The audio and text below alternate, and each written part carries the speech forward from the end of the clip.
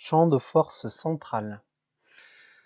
On appelle une force centrale un champ de force central, un champ de force dans lequel un point est soumis à une force dont la droite d'action passe par l'origine. Et on va traiter ici les champs de force centrale conservative, c'est-à-dire conservative, l'énergie potentielle ne dépend pas du chemin suivi et ne dépend que de la position d'arrivée et de départ. La force pourrait être d'origine gravitationnelle ou d'origine électrique. On va réunir les deux cas en se ramenant en fait à une force qui dépend de l'inverse du carré de la distance et qui serait proportionnelle à moins k UR, donc qui serait, on va dire, attractive pour k positif et qui serait répulsif pour k négatif. Alors k va être égal dans le cas d'un champ gravitationnel à grand G, grand M, petit m, ou dans le cas d'une force d'origine électromagnétique, ça serait moins K0K, moins Q0Q divisé par 4pi epsilon 0. 4pi epsilon 0 étant égal à 1,1 10 moins 10 Tesla 10 moins 10 unité du système international pour faire une pirouette, et G étant égal à 6,67 10 moins 11. L'énergie potentielle s'exprime par moins K sur R. Puisqu'on a des forces conservatives, la force dérive du potentiel, et donc la force est égale à l'opposé du gradient de l'énergie potentielle. On a 3 signes moins qui permettent de retrouver le signe moins qu'on a ici. Le théorème du moment cinétique nous dit que la dérivée de L0 du moment cinétique par rapport au temps est égale à la somme des moments des forces extérieures. Or, une force centrale, dans le cas d'une force centrale, eh bien, on a un moment cinétique qui est constant pendant tout le mouvement. Et ce moment cinétique constant se développe en mR0, donc vecteur position vectoriel, vecteur vitesse. Et comme ça, c'est constant, ça veut forcément dire que le mouvement est plan et qu'il est contenu dans là où il y a le point O, le point central. En fait, on a le vecteur moment cinétique, le vecteur L0, qui est perpendiculaire à OM0 et qui est perpendiculaire à V0. La loi des airs, puisque le moment cinétique est égal à mR2θ.uz, eh bien, on peut dire que C qui est égal à R2θ. Qui est égal à L0 sur M, et c'est une constante du mouvement. La variation de l'air balayé par le point au cours du temps, c'est la dérivée de, alors ce triangle 1,5 de R, R dθ, qui est égal à 1,5 de R2θ point, et on retrouve ici la moitié de la constante de la loi des airs de tout à l'heure. Et donc, l'air balayé, quand on intègre, est égal à constante, et l'air balayé, quand on intègre, est égal à la moitié de C multiplié par le temps de balayage. Les formules de Binet permettent d'exprimer la vitesse au carré et l'accélération en fonction de U, qui est l'opposé du rayon, en coordonnées polaires.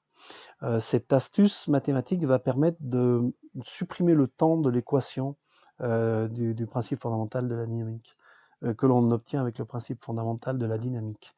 Alors, un peu d'astuces mathématiques. Déjà, en coordonnées polaires, on peut dire que eh bien ici, θ point, c'est C sur R2, on retrouve l'expression qu'on avait tout à l'heure, et donc c'est égal à CU2, puisque U est égal à 1 sur R. R point, alors on fait apparaître des dérivés par rapport à... c'est dr par rapport au temps, mais on fait apparaître les angles là au milieu. Pour pouvoir écrire que c'est égal à dr sur dθ sur dt. Or, ici, ça nous fait apparaître θ point dθ sur dt qui est égal à cu2 ou c sur r2. Donc ça fait c sur r2 dr sur dθ. Et c sur r2 dr sur dθ, eh bien en fait ça fait moins c d de 1 sur r sur dθ. Et là on a retrouvé la constante u, enfin la variable u. Et donc on peut écrire que r point c'est moins c du sur dθ. On calcule maintenant r point point en dérivant cette expression. Comme tout à l'heure, on fait apparaître des dθ là où ils n'apparaissaient pas naturellement. Et ce dθ nous permet de retrouver l'expression qu'on avait ici en C sur R2. En fait, dθ, ça nous permet de voir que en fait, on va prendre la dérivée seconde, la dérivée par rapport à la dérivée de u sur les deux dθ, et on va se retrouver avec un dθ sur dt, c'est-à-dire un θ point. Et ça fait moins c carré u carré, tout simplement parce que θ point on l'a ici, c'est cu2, donc on a moins c2u2 d2u sur dθ2. La vitesse, c'est r.ur plus rθ.uθ. Donc ça, c'est la formule classique en coordonnées polaires. Eh bien, on remplace r point par son expression, ça fait c moins du sur dθ ur, plus rθ point, eh bien, rθ point, pourquoi c'est u? Rθ point.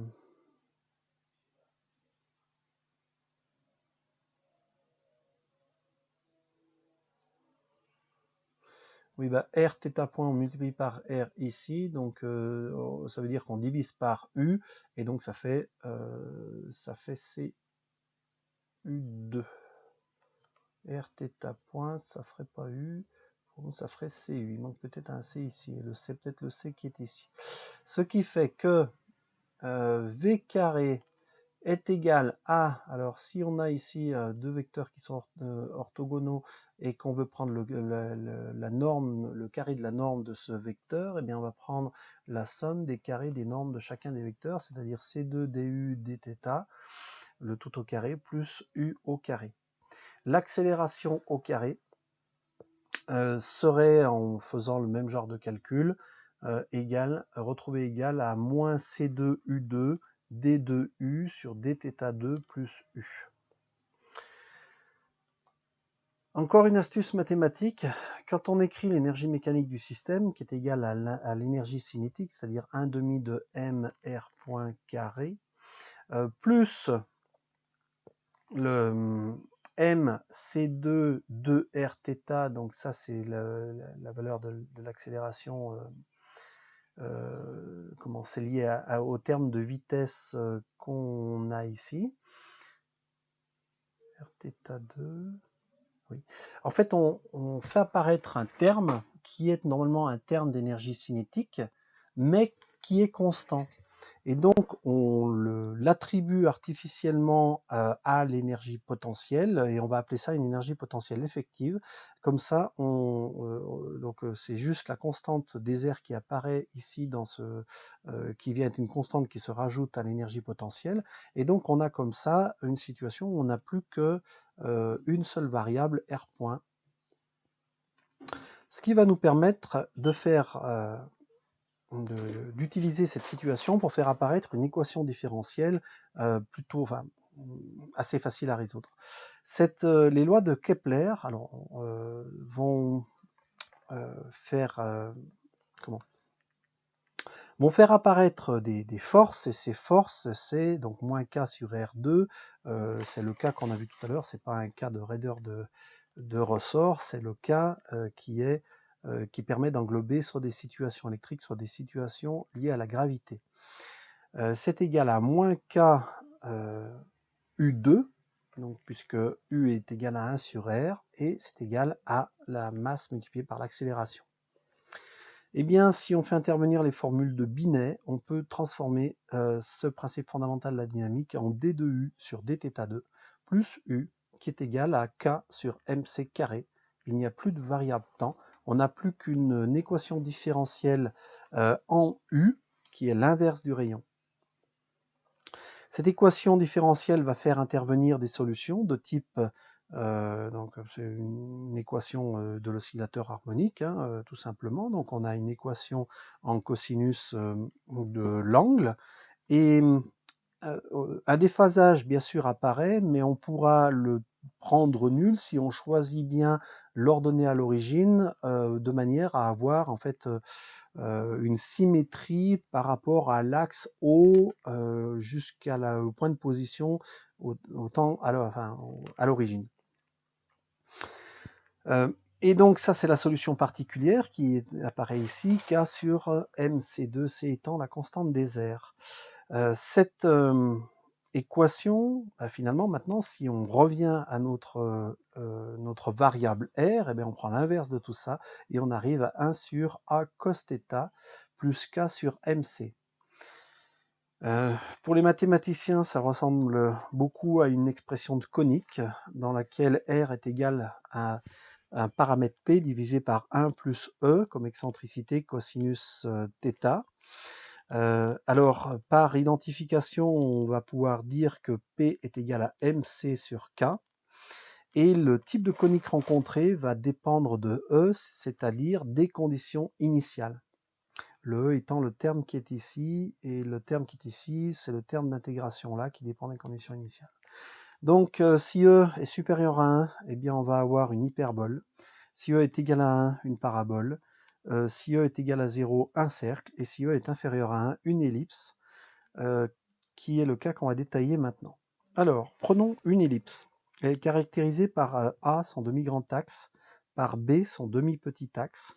L'excentricité, c'est le rapport du centre au foyer divisé par le demi-grand axe. Donc c'est C sur A. Et ça serait aussi égal à la distance entre le point M et le foyer, divisé par la distance entre le point M et le point qui serait la projection orthogonale sur une droite. Ça, c'est une propriété typique à toutes les coniques. Le paramètre P, lui, est égal à B carré sur A, est égal à A sur 1 moins E carré. Quand on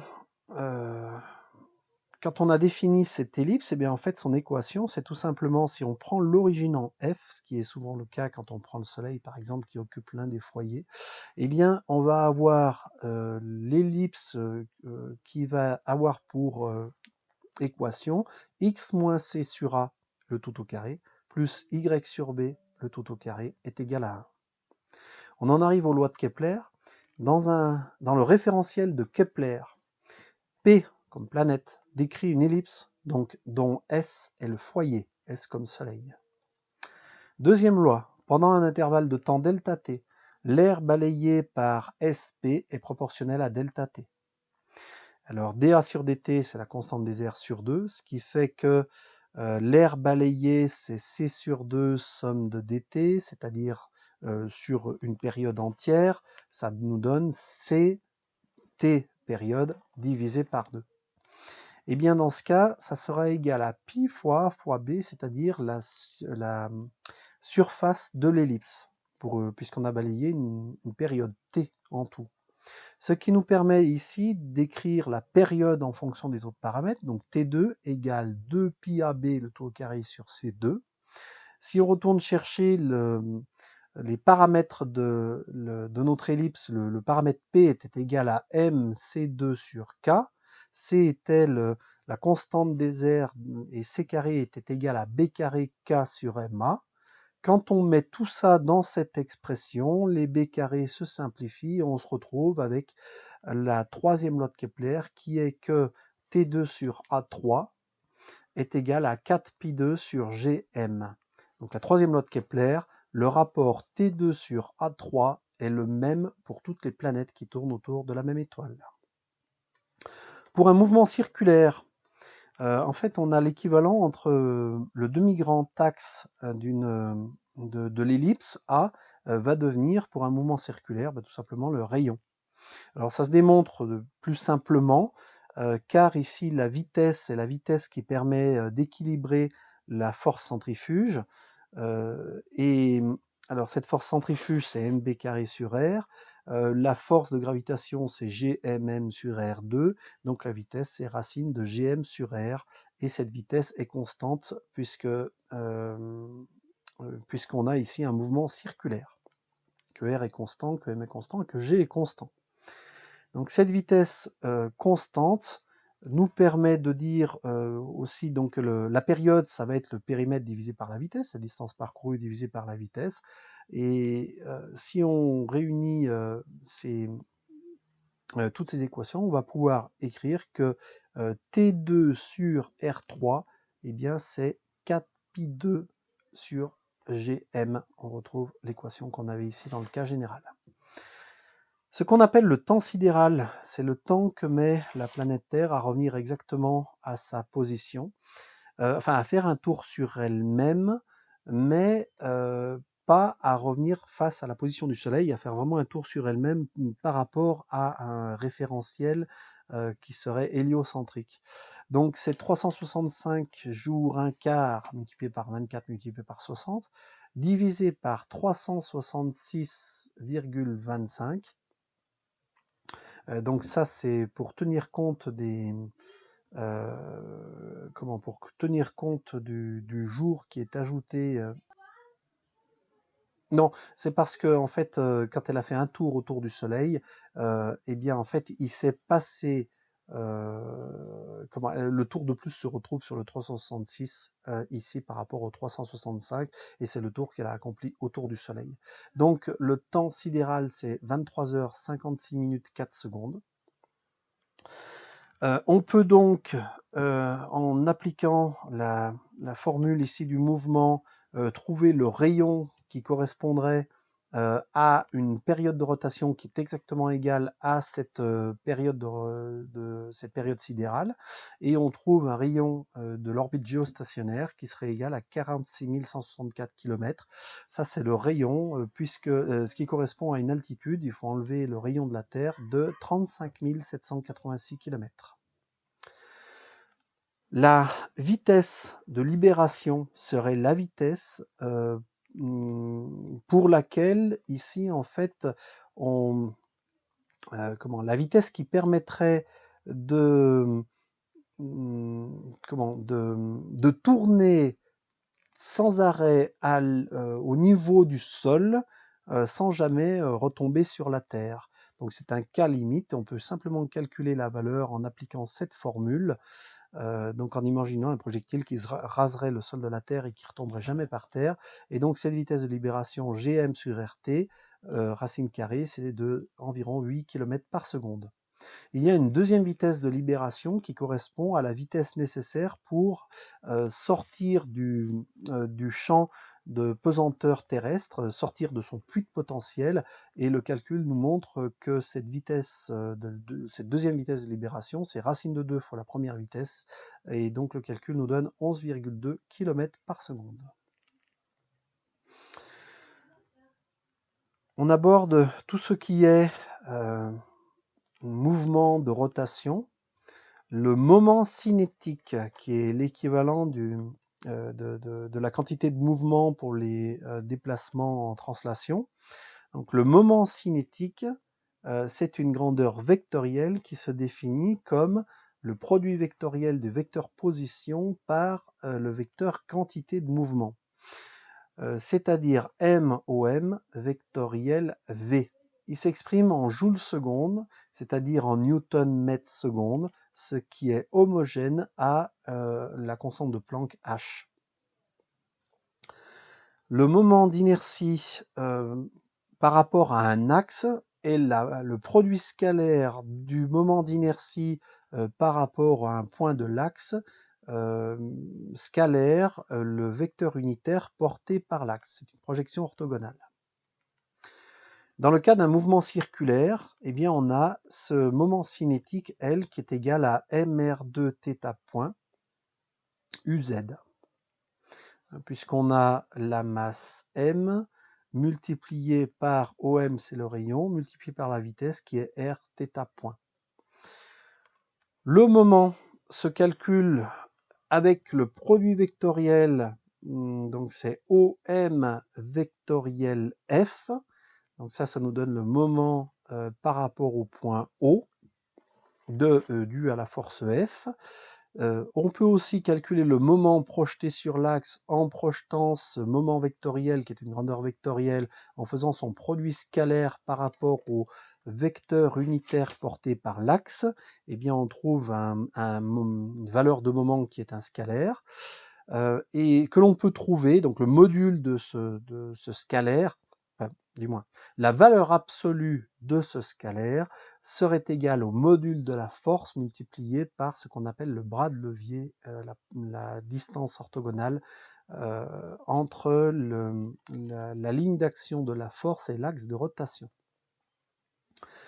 La loi du moment cinétique nous dit que la somme des moments des forces extérieures est égale à la dérivée par rapport au temps du moment cinétique et qui est égale à J delta θ point point. On retrouve l'équivalent en rotation ici du principe fondamental de la loi du centre de gravité ou du principe fondamental de la statique. La conservation du moment cinétique, ça donne le cas d'un champ de force centrale qu'on appelle aussi champ newtonien.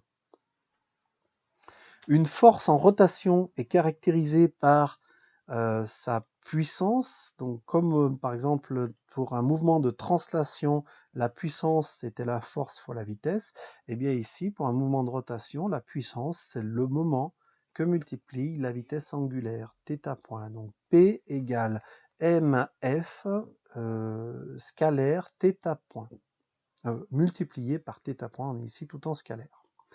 Le théorème de l'énergie cinétique nous dit que la dérivée de l'énergie cinétique par rapport au temps, c'est la puissance des forces en action. Ici, on a le cas d'une rotation, c'est mf scalaire θ point. Pour un solide en rotation, donc un solide est constitué d'un ensemble de petites masses dm et on peut, en intégrant ce dm sur l'ensemble du solide, déterminer le moment d'inertie J delta qui permet de calculer le moment qui est relié au moment cinétique. Donc le moment cinétique c'est mr2 θ point. Eh bien, on va prendre ce mr2 et en définir avec ça ce qu'on va appeler le moment d'inertie par rapport à l'axe du solide. Le moment d'inertie est une caractéristique du solide et qui mesure une grandeur qui mesure son aptitude à résister à une mise en rotation du solide. Pour un cylindre vide, c'est mr2, tout simplement. Pour un cylindre plein, l'intégration fait apparaître un facteur 1,5. Pour une sphère, un facteur 2/5 de mr2. Et pour un bâton, 1,5 de ml2, L étant la longueur du bâton. Dans le cas d'un pendule pesant, on reprend les équations du pendule simple et on arrive à l'expression θ point plus mgd sur j delta sinus θ égale 0. Alors dans le cas de petits angles, on pourra assimiler le sinus à θ et donc retrouver un synchronisme un isochronisme des oscillations et définir la pulsation du système qui est égale ici à racine de mgd sur j delta. Un fil en torsion est caractérisé par un couple de rappels gamma égale moins c alpha. C'est comme la force pour un ressort qui est égale à moins k delta x. Le pendule de torsion amène à une équation différentielle qui est θ point point plus C sur J delta, θ égale 0. On retrouve l'équation différentielle d'un oscillateur harmonique dont la pulsation oméga 0 vaut racine de C sur J delta.